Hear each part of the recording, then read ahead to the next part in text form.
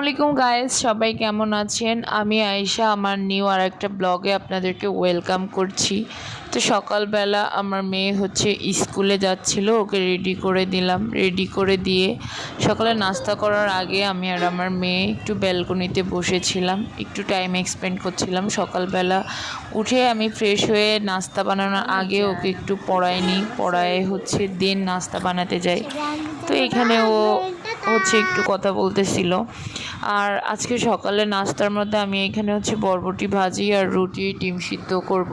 তো বরবটিটা হচ্ছে এখানে অনেকগুলো বরবটি কেনা হয়েছিল, তো এইগুলো আমি কুচি কুচি করে সব আর কি ভাগ ভাগ করে ফ্রিজে রেখে দিব, এই জন্য সবগুলো বের করছি। তো এখানে এখনকার মতো হচ্ছে বরবটিটা আমি এই যে নিয়ে নিচ্ছি, নিয়ে এইটা হচ্ছে সকালের জন্য ভাজি করব। রুটির সাথে ভাজি খাইতে বেশ মজা লাগে।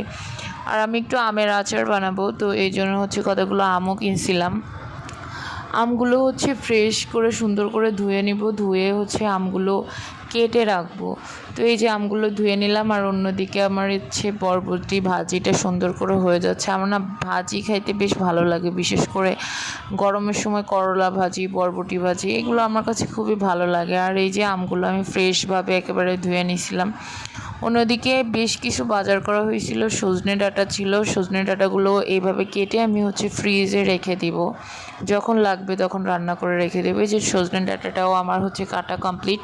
আর এইভাবে আমি সবজিগুলো ফ্রিজে রাখি। এদিকে কাঁচামরিচগুলো বুটা ফেলে নিয়েছিলাম, আর কিছু মাছ আনছিলাম, অফ ক্যামেরায় হচ্ছে আমি মাছগুলো কেটে নিছি।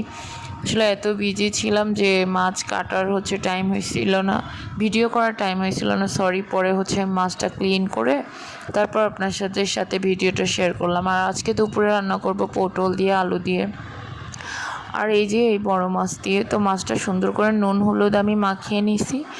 তো এখন হচ্ছে মাছটা হচ্ছে ভাজিতে বসাই দিব। আর গরমের সময় না আমার হচ্ছে পটলের তরকারি খেতে বেশ ভালো লাগে। মাছটা ভাজি হয়ে গেছে অফ ক্যামেরায়, আর এদিকে হচ্ছে তরকারিটাও আমি সুন্দর করে কষিয়ে নিচ্ছি। আমার পটল খেতে না বরাবর সবসময় ভালো লাগে, ঠান্ডা তরকারি। আর অন্যদিকে আমি আমগুলোও কেটে রেখে দিয়েছিলাম ফ্রিজে, আজকে একটু ব্যস্ত থাকবো সব কিছু মিলায়ে।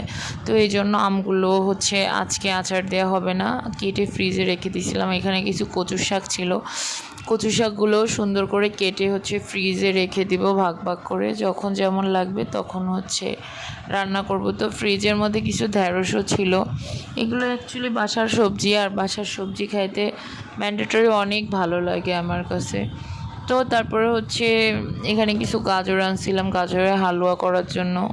তারপরে হচ্ছে আমগুলাও ফ্রিজে সুন্দর করে রেখে দিয়েছিলাম। আমের